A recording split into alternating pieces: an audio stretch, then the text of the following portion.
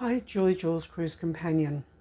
Today is the 23rd of August 2023, and I have been doing some thinking that I suspect that I am coming to the end of my cruising career. I will go over with you some of my thoughts that I've been having and why I suspect that cruising is no longer a consistent holiday option for me.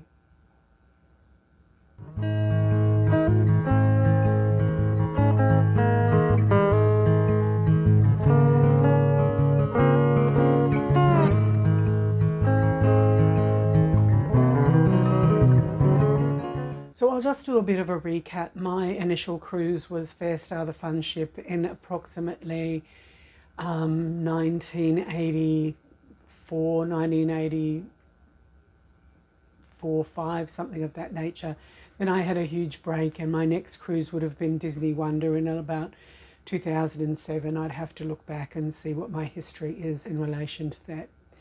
So this cruise on Carnival Splendor in August of 2023 is actually my 46th cruise.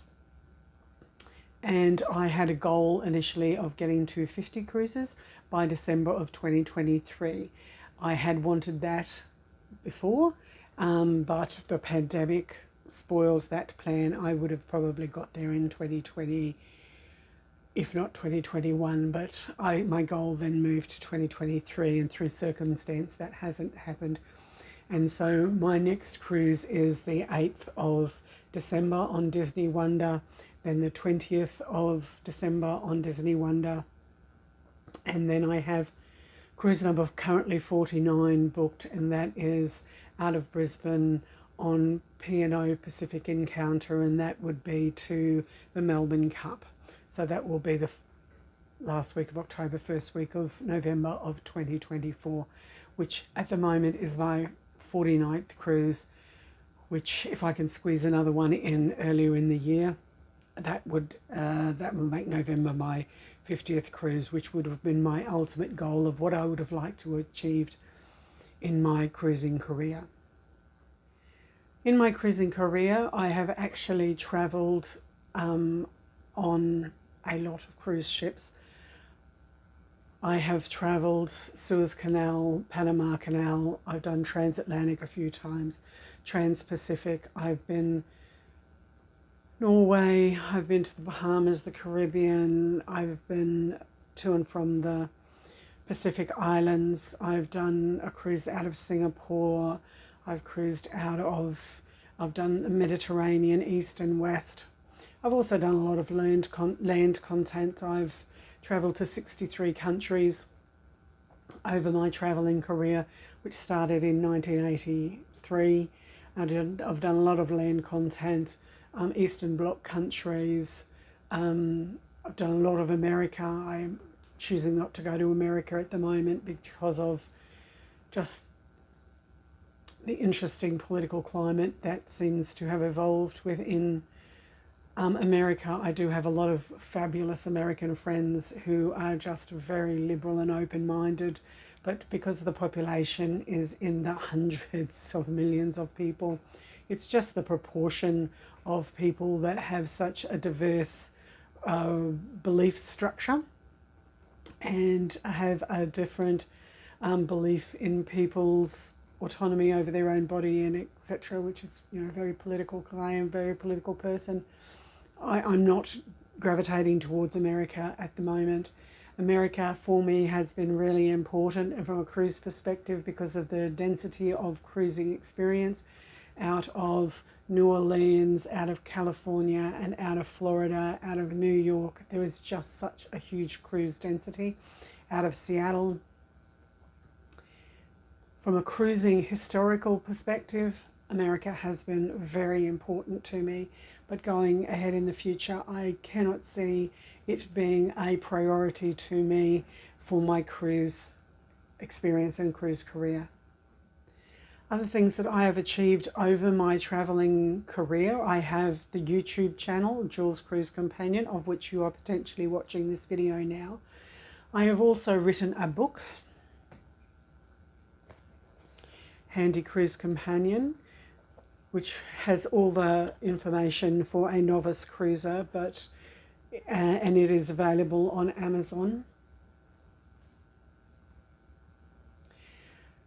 I don't necessarily see, in relation to social media, when you are trying to speak to people, novice cruisers, about cruising, everybody at the moment in 2023 seems to have this unwavering belief that they absolutely know what is right, and there is no one that is going to be able to tell them any different.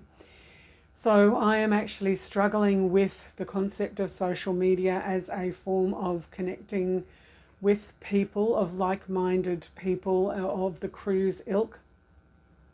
When you give information that relates to a cruise destination that isn't part of somebody's world, somebody's psyche, they just attack you mercilessly.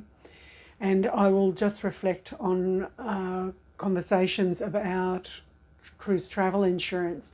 And that's not just within the Australian social media forums, it is the international forums as well. People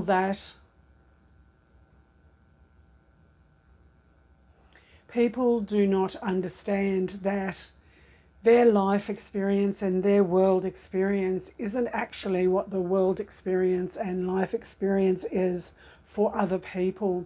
So if, for example, travel insurance isn't part of your normal belief structure, you are never going to believe anybody outside your world structure that encourages you, for example, to have or take out travel insurance. Travel insurance is not mandatory. It is highly recommended by every travel professional known to mankind. I'd prefer never to have any form of need for insurance, because an insurance company is only going to profit. The insurance company is always going to find a caveat to not pay you out.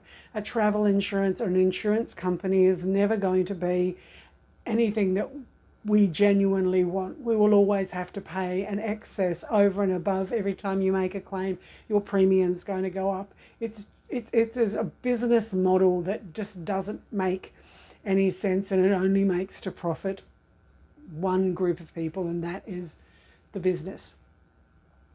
But if you are in a situation where you, for some reason, did miss a port, or you have had your belongings stolen, or you missed a flight for whatever reason, there is elements within travel insurance that gives you a reassurance that the trauma that you're going to be experiencing is going to have an ease at some point. And this also goes to medical travel insurance in relation to evacuation and support for people who are supporting you if you do need to use your travel insurance. But just the soul-crushing lambasting that you receive on social media by people with limited knowledge and a limited experience, is just something that I am not coping well with, and I'm going to take a break from social media, just because of the constant toxicity of people saying that you're snarky because you're actually giving genuine information, or you're saying, read the product disclosure statement, stop asking random people about should you take out travel insurance, what is this, what is that. Read the product disclosure statement. These travel companies, these cruise companies, these tour companies, they have legal departments that set out exactly what is required by law. And it has nothing to do with Bob on the internet or someone on a forum telling you what they believe should happen or should be an interpretation of what is in the document. Because people seem to have lost the capacity to read, lost the capacity to understand legalese or legal jargon within a product disclosure statement, it's coming to a bit of a crossroads for me, within engaging within a society that just doesn't seem to be able to have the capacity of understanding and of knowledge and of comprehension and capacity to analyze and know when you're being misled. Yeah, I've hit a wall. I genuinely think it is time for me to take a break from the whole cruising world. One other unique thing about me, as there is a unique thing about absolutely everybody in the world, I have a pre-existing condition. I have a cancer that is called pseudomyxoma peritonei. I have an incurable cancer. It is not a terminal cancer. It is just a cancer that is never going to be cured. It has a life expectancy of about 15 to 20 years, and I have just clocked over my 6th year, 5th year, 6th year.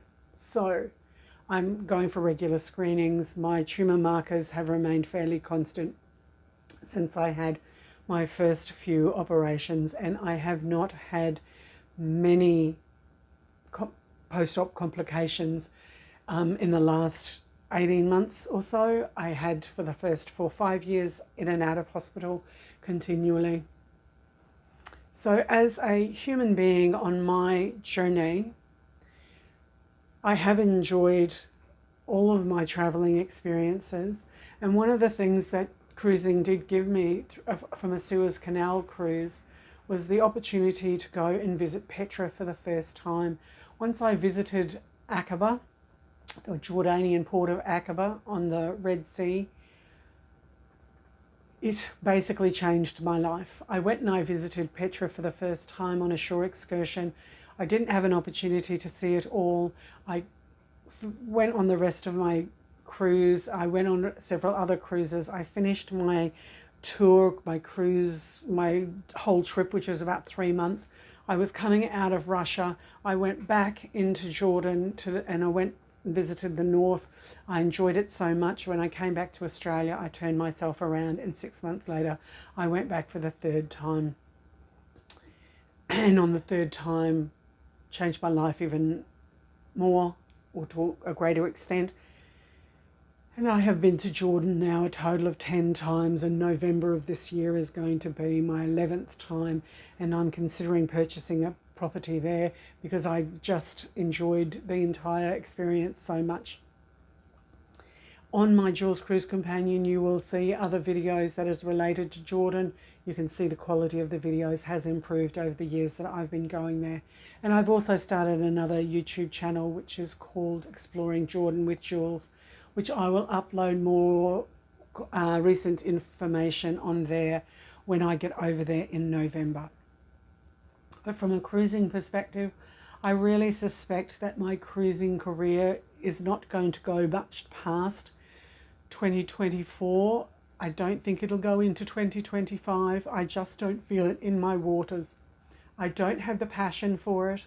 I look around at the cruises that I'm cruising with at the moment, that it is an expanding space within the Australian cruise market, with a lot of people post-pandemic discovering cruising for the first time, and that is absolutely fabulous that there is a new generation of cruisers just always coming through. The cruise companies will continue to put their older boats down in the southern hemisphere, keeping their newer boats for the northern hemisphere because it's a bigger market, more itineraries and more money to be made, and they will continue to push their older ships down here to the southern hemisphere. But that is okay, because we will even at a certain point reach a saturation point where we will have more than the 2, 3, 4 companies. We will actually have 5 or 6 companies either home porting all year round, if not just delivering their boats down here for what we call their summer season, which is the winter season in the northern hemisphere. I do feel that there is a lot of cruise potential in the southern hemisphere. I just don't see myself as being connected to that. So I wish everybody all the best of luck with the cruising going into the 2024 and especially into 2025, when, as I say, I don't see myself as being connected with cruising at that time. I can see cruising has become a multi-generational experience with 3 or 4 generations of families coming and having a wonderful family experience, that everybody gets an opportunity to explore and relax and do some additional, having a great time as a family. So I do see the potential for cruising continuing to grow. I just don't see that I'm going to be part of that. Maybe there'll be an update to this in the future. But at the moment, this is cruise number 46. As I say, 47 is 3 nights on Disney Wonder. 48 will be 2 nights on Disney Wonder. And currently 49 is going to be 7 nights to Melbourne for the Melbourne Cup. But I will try and squeeze a fresh one in at the beginning of next year, 2024, in some way. This is Julie Jules Cruise Companion saying, stay safe, everybody, and have an amazing cruise experience.